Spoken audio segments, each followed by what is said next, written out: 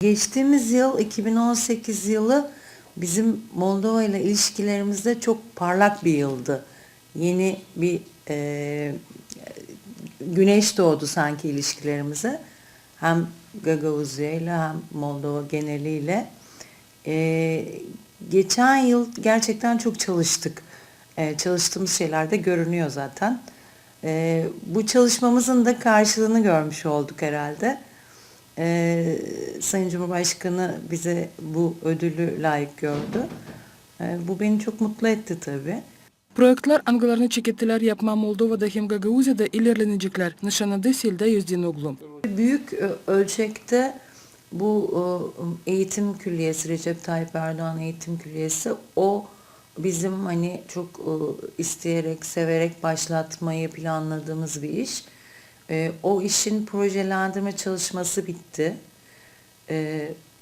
Proje ortaya çıktı. Zaten maketini de görüyorsunuz başkanlık binasının altında. Şimdi onun tender yapılacak onunla ilgili. Yapım işine başlanacak bu yıl içinde, ona başlanacak. Stadyumda aslında hikayesi enteresan.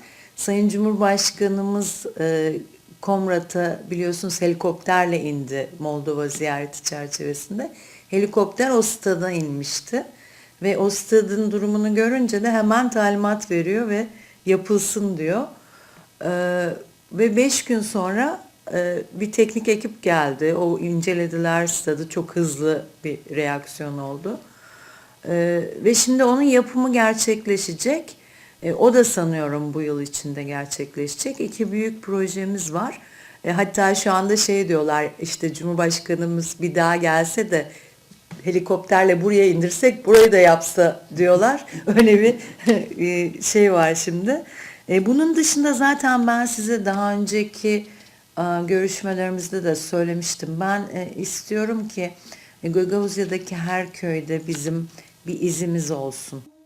Bitki 25 yılın içinde TİKA Agenstosu Moldova'da 400'ten ziyade projekt yaşamaya çıkardı. Onlar bağlıydılar üretim, sağlık korumasının administratif uğurlarından, infrastrukturalarından.